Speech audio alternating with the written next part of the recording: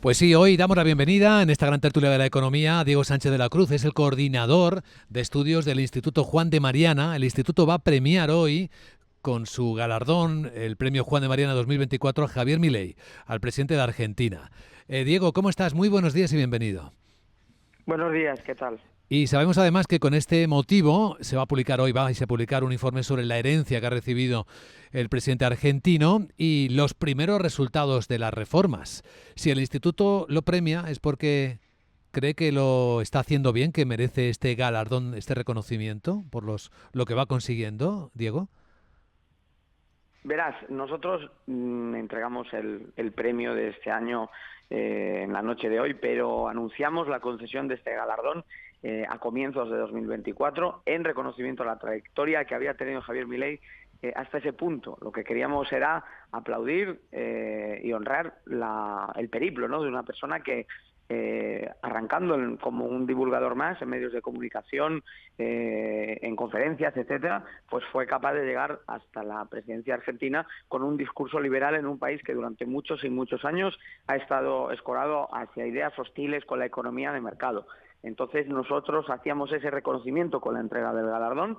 Y ahora que Javier Milei está aquí en España, aprovechamos también para analizar, ¿no?, el resultado de las primeras reformas que se han adoptado en estos 6 meses, en las cuales efectivamente se pueden apreciar ya algunas señales positivas, pero obviamente aún es pronto, solo han transcurrido un semestre y queda legislatura por delante, claro. Sí, pero sí hay algunas cosas que parecen estar moviéndose en la economía argentina. De hecho, The Economist, lo comentaba Carmen Morales ahora fuera de micrófono, estamos en la tertulia, publicó pues algunos de los movimientos. Carmen, si quieres, buenos días, si Sí. no te importa, Diego, podemos citar esos primeros movimientos que incluyen una inflación que sigue siendo desbocada, pero da algún indicio de moderación dentro de unas cifras que siguen siendo pues insoportables para la sociedad, pero alguna cosa más, ¿no? Sí, los dos superávits consecutivos en enero y febrero, todavía no hay datos analizados de marzo, y luego la reducción de la base monetaria, ¿no? Y también importante la reducción del gasto público. Ocurre que, claro, al reducir el gasto público, los pagos de las pensiones han impactado y por tanto, pero va a haber una compensación prevista pues ahora en el próximo mes, ¿no?, en julio. Y entonces, claro, pues eso hace que las perspectivas de inversión extranjera en Argentina pues sean más halagüeñas, ¿no? Y luego la parte de reestructuración de deuda, que ha logrado renovar el swap con China, ahí Sí. tenía un vencimiento, creo, Sí. hablo de memoria, de más de 8.000 millones, y eso pues de momento lo ha dado una patada hacia adelante. Sí. Diego, ¿son estas cosas las que podemos atribuir como primeros resultados de las reformas de Milei en Argentina? Sí, bueno, sí, sinceramente el Economist va bastante lento, ¿no?, a la hora de recopilar información, porque en realidad tenemos ya datos de 5 meses de ejecución presupuestaria, por ejemplo, en los cuales se puede apreciar que el superávit de las cuentas públicas no solamente se genera en los 2 primeros meses del año, sino que se mantiene en marzo, abril, mayo, y además se ensancha, ¿no?, porque durante el primer trimestre había sido de 0,2% del PIB, es decir, un superávit testimonial, ¿no?, muy simbólico en cualquier caso y necesario, pero es que ahora mismo ya está apuntándole a un punto del PIB de saldo positivo, lo cual es esencial para poder aplicar algunas de esas medidas de corrección, como por ejemplo lo que comentabais con las pensiones. En cuanto a la base monetaria, no solamente ha procedido a achicarla aproximadamente en un 30%, es una política, digamos, de corte más monetarista para frenar la inflación, sino que está consiguiendo que los datos de aumento de los precios, que como bien decías estaban desbocados al comienzo de su mandato, estén ahora en niveles mucho más bajos. Te doy 2 ejemplos. La tasa mensual, el IPC mensual, estaba en el 25%. Esto equivale prácticamente a que toda la pérdida de poder adquisitivo que han tenido los españoles por la inflación en los últimos 3 años se produzca cada mes. Es decir, una situación durísima para el bolsillo de cualquier persona. Y sin embargo, esos niveles que, como digo, están en el 25%, en el último mes para el que tenemos datos, que efectivamente ya es mayo, se sitúan en el 4%. Además, hay algunos indicadores adelantados que registran deflación, por ejemplo, en la canasta básica, lo cual es fundamental pues para las personas más humildes, el saber que ya no están aumentando en términos intermensuales los precios de los alimentos en el supermercado, etcétera. Hablabais de mercados, no solamente es una gran noticia para las cuentas públicas argentinas la renovación de ese swap, también la del acuerdo de financiación del Fondo Monetario Internacional, pero es que por encima de todo eso yo destacaría también que Argentina es el país de Hispanoamérica que más ha reducido su riesgo país durante los 6 últimos meses. Sí. Esto le va a permitir financiarse con mucha mayor facilidad y evitar escenarios como el de quiebra técnica que ha tenido Argentina en tantas y tantas ocasiones a lo largo de su historia reciente. E incluso tenemos ya una buena noticia en el plano de los salarios, porque al bajar la inflación y producirse una activación de la remuneración de los trabajadores, son ya aproximadamente unos 2 meses consecutivos en el que el salario real de los trabajadores no sigue en caída libre, como lleva años ocurriendo en Argentina, sino que rebota. Eso es llamativo. Antonio Sanabria. Sí, hola, buenos días. Quería comentar 2 cuestiones y saber un poco la opinión del entrevistado al respecto. Una es tomar con cautela los datos fiscales, porque es verdad que el Economist va con cierto retardo. El primer trimestre entero ya se había registrado un superávit, pero hay que decir al respecto que también se ha conseguido con una notabilísima reducción del gasto público, pero además retrasando algunos pagos. Es decir, que hay que ver lo que es el conjunto, lo que puede ser el conjunto del año. Yo no sé si vuestra previsión en ese sentido es como apuntan algunos observadores, por ejemplo el BBVA Research, que prevén que siga habiendo en todo caso un déficit en 2024.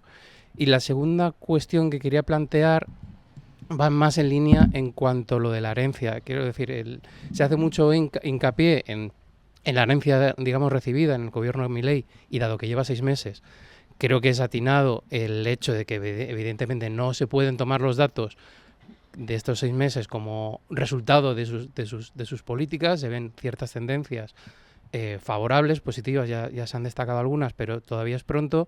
Pero aquí me surgen 2 dudas. Uno es la sostenibilidad en el tiempo de esas reformas, es decir, que el hecho de que conseguir contener algunas variables macro vaya a permitir un crecimiento sostenido en el medio y largo plazo. El principal rublo de recorte del gasto público son transferencias de capital, seguido de transferencias a las provincias. Las transferencias de capital, una caída en torno al 80% interanual.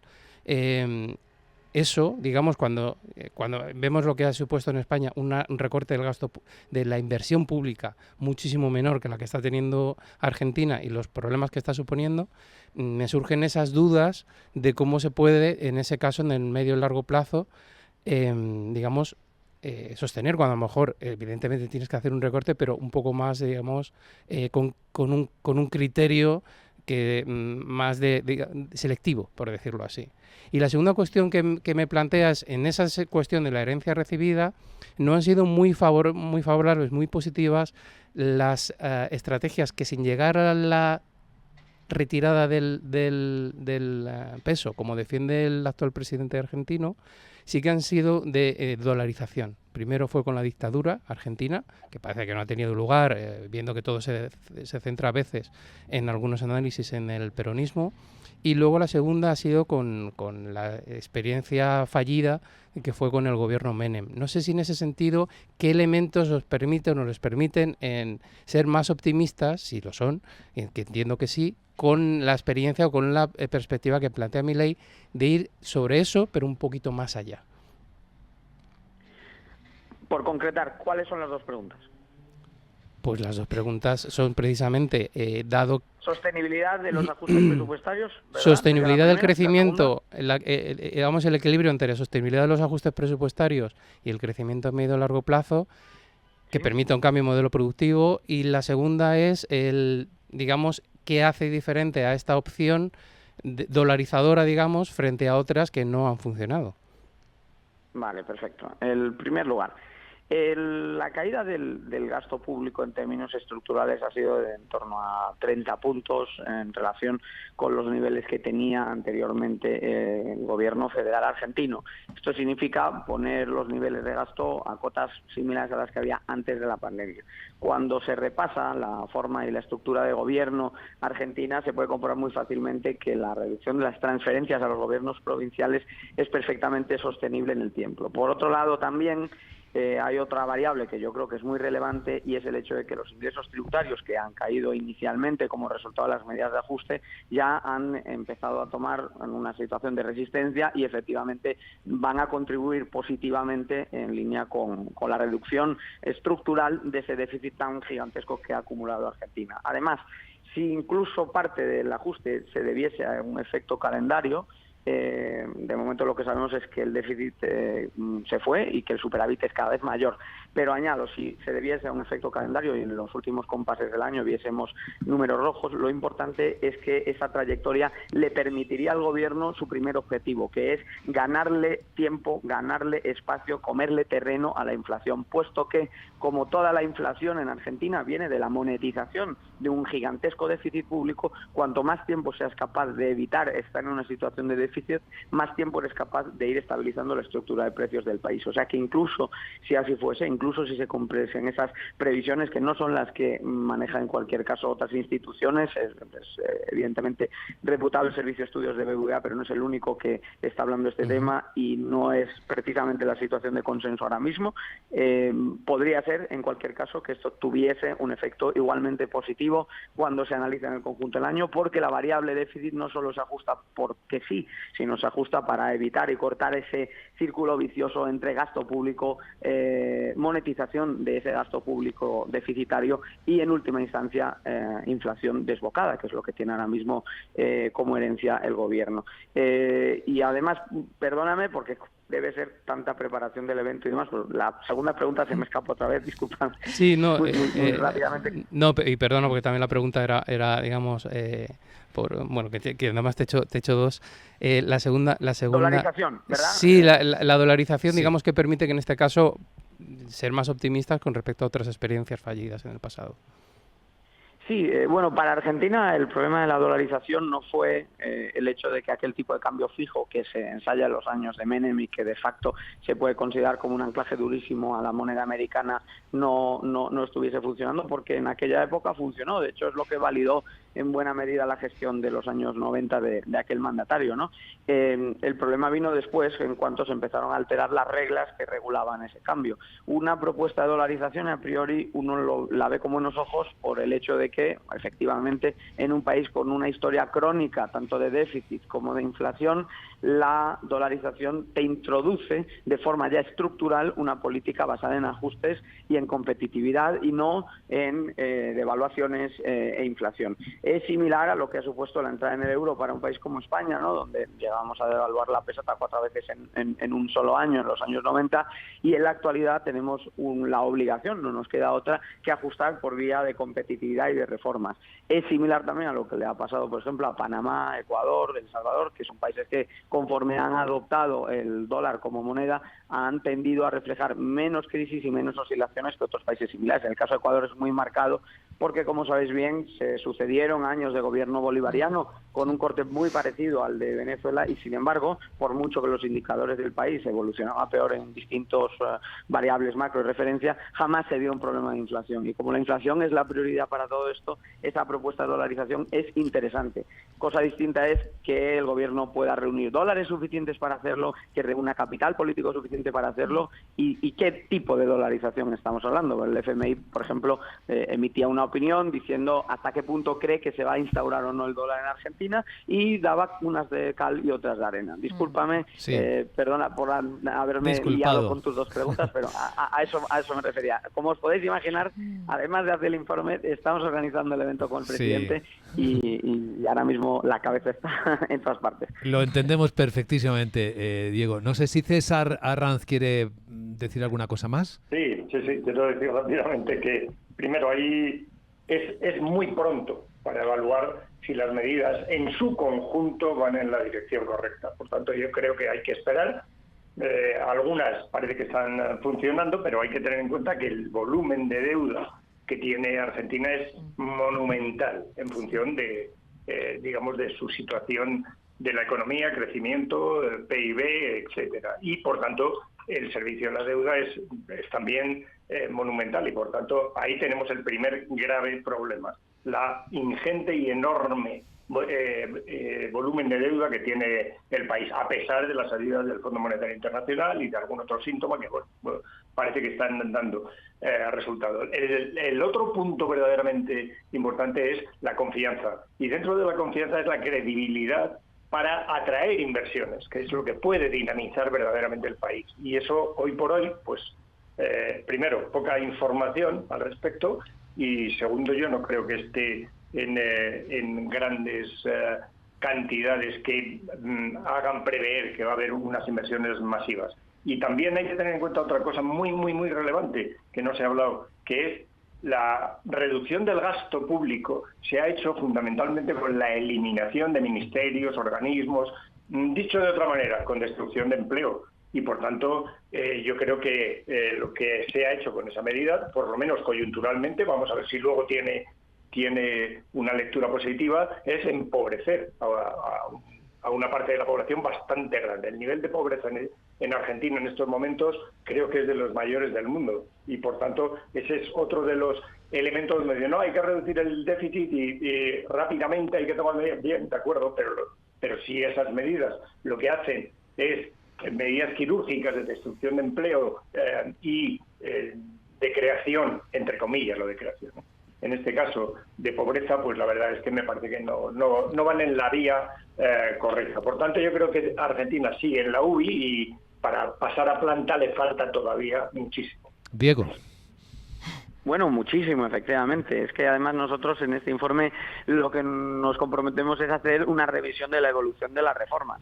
Hacemos evidentemente esa reflexión en el Instituto Juan de Mariana de que es muy llamativo que se haya conseguido tanto en tan poco tiempo, pero el camino por andar, como bien estáis diciendo todos y como compartimos nosotros, es enorme precisamente por ese escenario tan catastrófico que recibe la actual administración.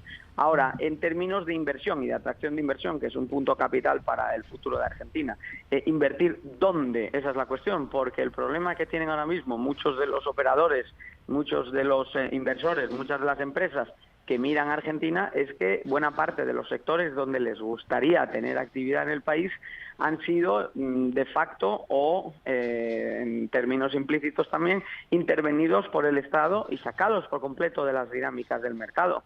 El ejemplo que nos viene a todos a la cabeza es lo que sucedió con YPF, pero podemos encontrar muchísimos otros ejemplos de sectores, ramas de actividad, empresas, etcétera, que han sido nacionalizadas a lo largo de los años o sectores que han sido ultra intervenidos a lo largo del tiempo. Por ejemplo, si yo quisiese intervenir en el sector inmobiliario de Argentina, hasta este mismo año no hubiese podido hacerlo sin tener que sortear un sinfín de controles y de medidas de intervención que recuerdan a lo peor de la política inmobiliaria que estamos viendo en España, solo que con el añadido de que, como bien decís, Argentina es un país donde la inflación es muy alta y la pobreza, efectivamente, que ha heredado Milei está por las nubes. Entonces, ¿por qué traigo a colación el caso inmobiliario? Bueno, primero porque es un sector que puede ser tractor de actividad, pero segundo, porque precisamente en ese campo sí está dentro del margen de actuación del gobierno federal el aprobar o no medidas de desregulación o de más regulación. Milei ha adoptado una política de eliminación de los controles de precios, es decir, ha hecho lo contrario de lo que se está haciendo en España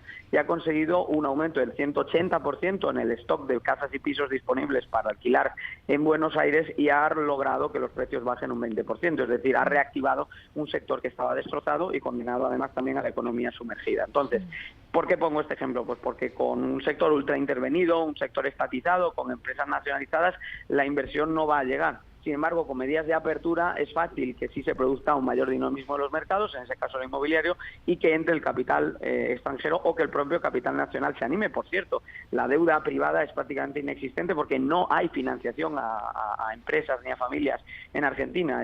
Hablamos de apenas 3 puntos del PIB de financiación privada. En países vecinos como Chile, sin ir más lejos, esa cifra pues hace 5, 7, 10 veces más alta. Entonces, para que vuelva la financiación privada a apoyar el crecimiento y la inversión de los actores nacionales y para que vuelva la inversión extranjera, lo que es fundamental efectivamente son las políticas de liberalización, y en ese sentido, a la hora de abrir mercados, este gobierno no tiene mayoría en el poder legislativo, por eso una de sus pruebas de fuego va a ser los años 3 y 4, porque está claro que en estos 2 primeros años de legislatura lo que quiere hacer Milei es controlar las cuentas públicas, evitar que se dispare la inflación, y de hecho ha frenado una situación de hiperinflación como la que estaba heredando, pero en los años 3 y 4 lo que él necesita es haber logrado a mitad de término, a mitad de mandato, una mayoría suficiente en el Poder Legislativo para poder sacar adelante pues, más de 300 propuestas de desregulación que se pusieron encima de la mesa por parte del Gobierno nada más empezar la legislatura y que de momento aún están ahí,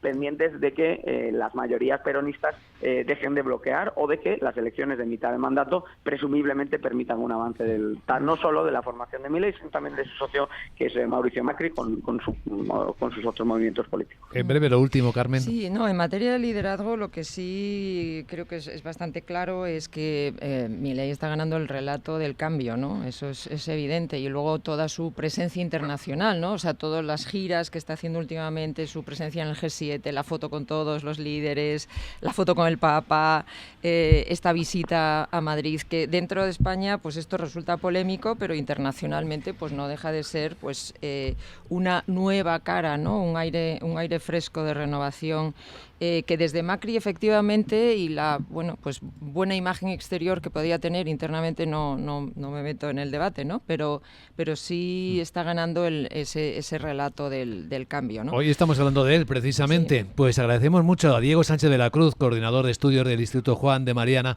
esta explicación tan detallada de lo que hoy va a hablar todo el mundo. Gracias, Diego, que vaya bien el día. Muchas gracias a vosotros y que tengáis muy buen día.